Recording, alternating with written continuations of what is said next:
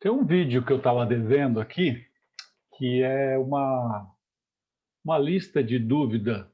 Eu acho que foi do Darth Vader, né? Eu acho que foi do JPP. E vamos lá, vamos tentar responder, né? Por que eu devo trabalhar com três tempos gráficos?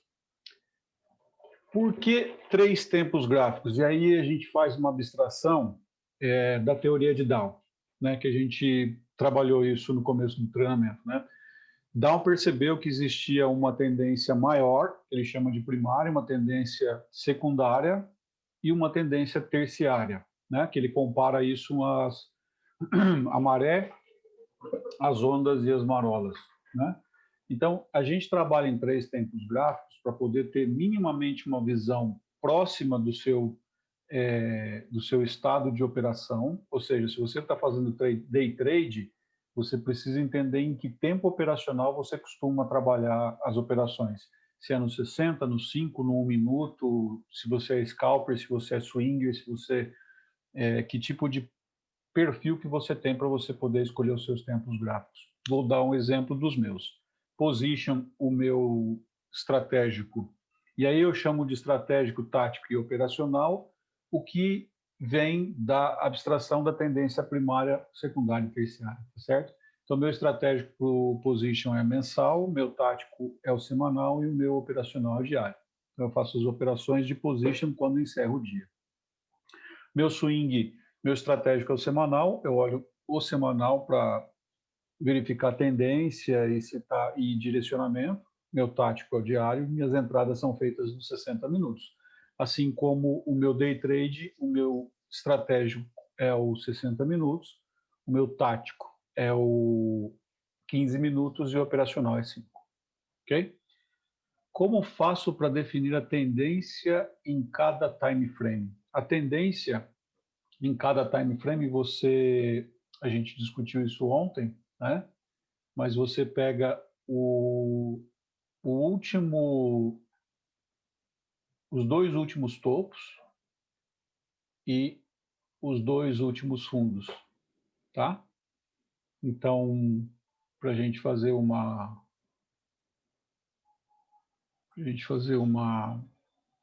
rápida, trabalhar um rápido exemplo aqui, se eu tenho, é, se eu tenho um fundo aqui e eu tenho um fundo aqui, eu sei que são fundos ascendentes. E se eu tenho um topo aqui e um topo aqui, eu sei que são topos ascendentes. Então, se eu tenho topos e fundos ascendentes, eu tenho tendência de alta, porque eu tenho os dois últimos, né? Então, você vai pegar dois últimos fundos, dois últimos topos. Quando você tem topo e topo, fundo e fundo, você tem fundos ascendentes e topo, perdão, fundos descendentes e topos descendentes, você tem tendência de baixa. E quando você não tem a condição nem de alta nem de baixa, você tem uma lateralidade, seja lateral alargada, né? Topos ascendentes e fundos descendentes, seja topos descendentes, fundos ascendentes, que a gente tem um triângulo, tá certo? Então, para você ver se você tem, para você determinar a tendência, você pega e vamos aqui no Naked, tá certo? Vamos limpar esse indicador aqui e vamos colocar ele de novo, para ele ficar bonito. Aí. Então, os dois últimos topos estão descendentes e os dois últimos fundos descendentes.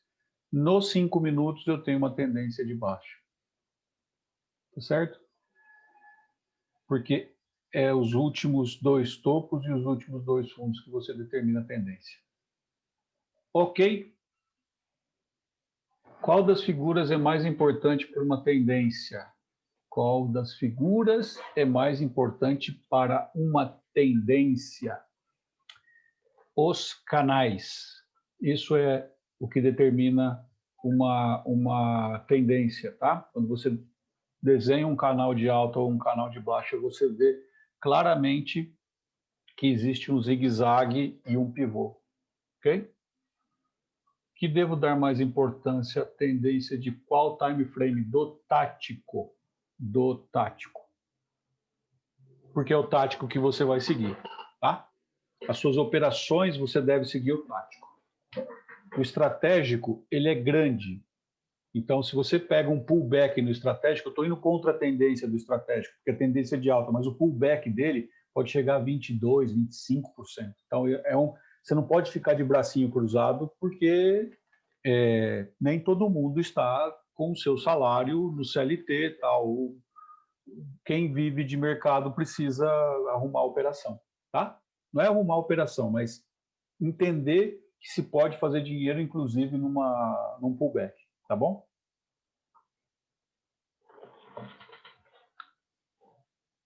Como traçar o FIBO?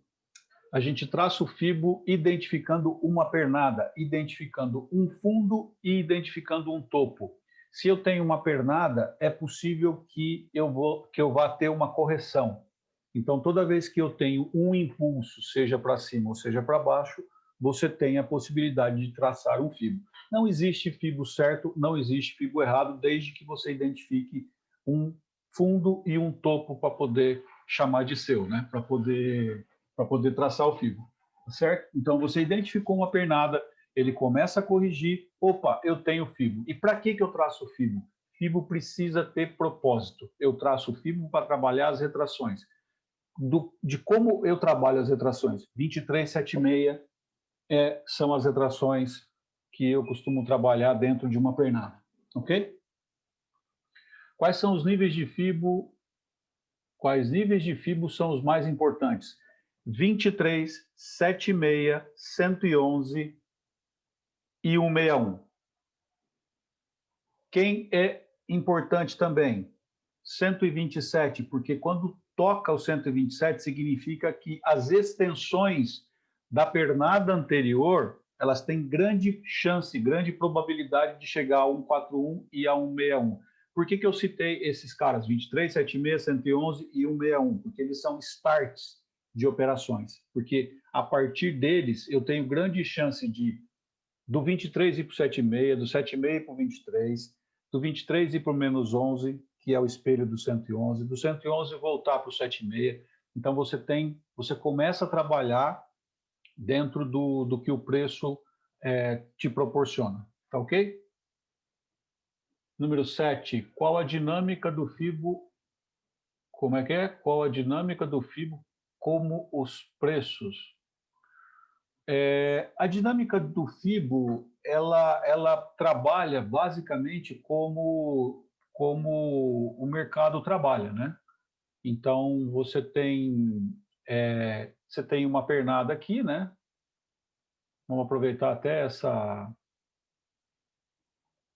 Você tem uma pernada aqui, fundo, possibilidade de topo, né? Primeiro pivô, segundo micro pivô, esse é o segundo pivô, tá certo? Então, a partir daqui, ele tem... O que ele pode fazer depois de uma pernada? Ele pode fazer uma correção, essa correção pode vir até 7,6, ela pode vir até 23, ela pode voltar, que é o filé, né, que é uma zona de batalha dentro de uma pernada, certo? E aí, quando ele romper o pivô aqui de alta, que isso aqui é um pivô, que você já faz uma pergunta lá, então isso aqui é um pivô, né? De uma pernada, ele vem, faz a correção, quando ele estoura a cabeça da pernada, a gente diz que ele estourou a cabeça do pivô e ele está seguindo em frente, tá certo? Isso é um pivô. Mas aqui, ó, no 111, o que acontece? Os caras que estão comprados aqui ou vendidos aqui, principalmente quem está vendido aqui, vai fazer de tudo para segurar e não deixar o preço subir, porque eles estão vendidos. Eles querem vender, eles querem comprar mais barato, porque eles venderam aqui. Até veio um pouco, mas começa a refutar, né? Então eles vão o quê? Vão vender mais ou vão estopar. Eles têm que comprar aqui e quando compra em stop aí joga para cima, tá bom? Essa é a relação de preço. E a gente trabalha a retração e dentro o preço sempre vai trabalhar dessa forma, né? A gente tem impulso, correção, impulso, correção. Impulso, não conseguir fazer, não romper o topo aqui, ele perdeu aqui, vem, testou fundo, perdeu também, começa a enrolar, aí eu tenho um triângulo. Ou eu podia ter feito isso aqui também, né? Vem, perde fundo, aí ganha topo, só que não pega, não rompe esse pivô principal aqui, aí você começa a fazer um alargamento, tá? E nesses pontos aqui você tem níveis de FIBO, e é a partir desses níveis de FIBO que a gente tem o nosso cálculo de risco-retorno. Tá ok? Número 8. O que é falha de nível de FIBO e como identificá-las? Eu já fiz um vídeo disso, né? Quando você faz um teste de uma... A falha é sempre quando existe um movimento forte em direção ao rompimento de um topo ou ao rompimento de um fundo e aquele movimento perde força, deixando ou uma sombra ou ele faz uma combinação de candles que deixa e ele volta para dentro. Isso é falha. Quando você falha o nível de FIBO, você sempre tem que ver se o nível de baixo foi feito. Por exemplo, você fez 111, 141. Aí do 141 ele volta para o 111. E aí ele vai testar o 141 de novo em direção a 161. Aí ele falha, ele nem chega no nível do 141 e ele já fez o 111, é provável que ele venha buscar um nível de baixo, que é o nível 76, tá certo? E se você pensar bem nisso, ele fez 141, 111, veio aqui, falhou, então ele falhou o topo. O que ele vai fazer? Eu tenho 111 aqui, o 111 é o quê? É uma cabecinha de pivô, só que invertido. Aí ele vai fazer um pivô de baixo. Ok? Número 9. O que são retrações e extensões de FIBO? A gente comentou. Como escolher uma pernada para traçar o FIBO? Uma pernada é sempre aquela que está vigente dentro da tua tela. Você colocou o gráfico aqui, você vê que você tem uma pernada e ela começa a trabalhar na correção, você é visual o negócio. Você não pode querer colocar o teu gráfico, dar um zoom que ele fique, porque não tem sentido. Você tem que entender o que você está trabalhando. Você está trabalhando day trade? Você está trabalhando swing? Você tem que ver o que você está trabalhando para você colocar isso dentro de uma página, né? Sempre quando eu pedia relatório para os meus gestores, para os meus gerentes, eu pedia que tem que caber numa página, senão não entende, ficar mandando PowerPoint, essas coisas. Não, gráfico é a mesma coisa, o gráfico tem que caber numa tela e aí você vê, você vai reconhecer, treinando os olhos, você vai reconhecer a pernada vigente, tá? O que é Fibogap e qual a sua importância? Fibogap nada mais é do que um ATM, se você souber trabalhar, tá certo? A importância do Fibogap é a calibração dos robôs HFTs, que eles pegam esse gap e começam a trabalhar. A primeira coisa que eles tentam fazer é fechar o gap, a não ser que exista uma força muito grande na abertura, no sentido do gap, e ele não toca o 7,6. Quando ele não toca o 7,6, meu amigo, compra ou vende, porque vai para o 161 e às vezes arrebenta, passa, faz isso de tudo. A partir do momento que você domina o Fibogap e a dinâmica dele, você tem grande chance de fazer dinheiro no mercado em dia de gap. Tá? 12. Quando não há gap, como devo traçar o FIBO? A gente conversou sobre isso também. A gente faz as análises no FIBO no gráfico estratégico e no gráfico tático. Tá? Esses estudos eles precisam estar prontos antes do pregão abrir, para quem é day trade. Tá? Para quem é swing, tranquilo, sempre faz no final do dia, a hora que fecha o diário lá, a hora que fecha o semanal, e a gente tem feito isso naquelas 10 ações, né? A gente tem seguido o fechamento do dia para poder publicar os vídeos do segmento do swing lá que eu faço, tá? Quando não há, o que é pivô e como reconhecer um pivô? Acabei de fazer um desenho aí, então tá feito. Como identificar topos e fundos? Através do RMC, nós vamos ter uma aula daqui a pouquinho. O RMC, você tem referência de fundo, que é o fundo mais baixo do que já aconteceu. Nenhum fundo é mais baixo do que aquele cara. E o candle seguinte, ele estoura a máxima desse referência. Então, ele faz uma marcação nessa referência. O próximo candle, para confirmar essa referência que está marcada, precisa ganhar do candle que marcou, ele precisa romper a máxima do candle que marcou e não perder a mínima da referência. Aí sim eu tenho um candle que representa um fundo confirmado. A confirmação, o candle que é a confirmação de fundo, ele já se torna referência de topo, porque eu posso ter uma reversão instantânea ali e aí sucessivamente, né? Eu tenho um topo que é um candle que a sua máxima não foi superada por nenhum outro, ele perde a mínima, está marcado. Quando a marcação perder a mínima também, eu tenho um topo confirmado. Ok? Nós vamos ver isso hoje. Tá? O que é RMC e para que serve? Acabei de dizer. Referência, marcação, confirmação, serve para identificar de forma objetiva topos e fundos. O FIBO serve somente para entradas na tendência? Não, pelo contrário, eu traço um FIBO para trabalhar as retrações. Filé mignon, que é a operação mais buscada nos membros do Fibonacci, ele é o trabalho de uma retração na zona de batalha. Tá?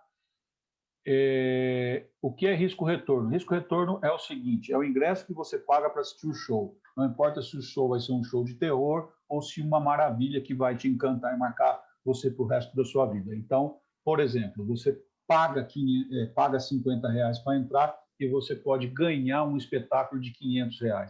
Então, eu fiz um risco de 50 para ganhar 500. Eu fiz 1 para 10.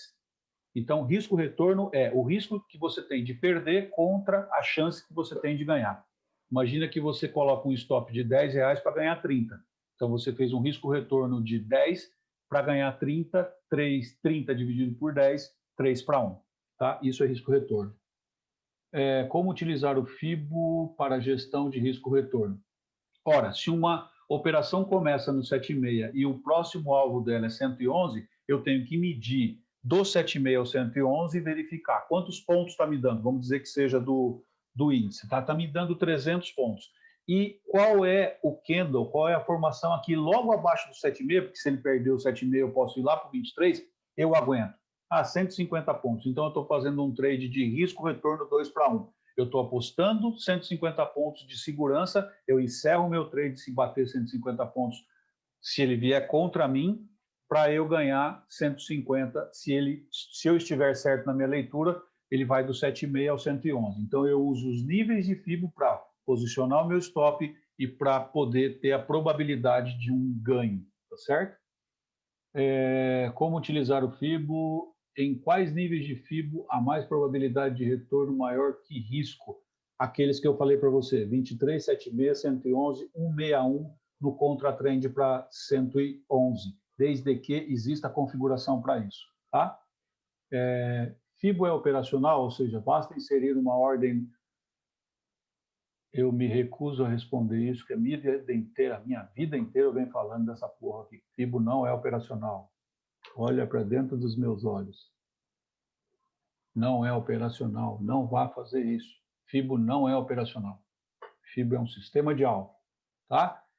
23, finalmente, penúltima. Devo fazer operações somente quando há alinhamento dos 3 time frames? Não, você deve fazer operação quando você tem um alinhamento de venda no seu tático, o seu operacional está comprado e ele faz uma marcação de topo. Então, o teu tático está vendido, então ele autoriza você trabalhar num pullback que a gente entende que, por operacional ser menor time frame que o tático, ele vai voltar para a tendência do tático, porque o tático ainda está vendido. Então, não há necessidade de ter alinhamento dos 3 time frames. Agora, a sua estratégia precisa estar preparada de que, quando há alinhamento dos 3 time frames, você busque um risco-retorno maior. Você busque arriscar 1 para ganhar 5, para ganhar 6, para ganhar 7. Tá ok? Por quê? Porque a probabilidade é muito grande dele voltar para a tendência e sair rasgando. Tá? Haja visto o momento que a gente vive hoje, tá vendo? Não cai de jeito nenhum, tá fazendo zona de alvo e não cai. Tá? Finalmente, qual time frame autoriza uma operação? Qual? Exato, é o tático. Falou? Um abraço, espero ter respondido tudo.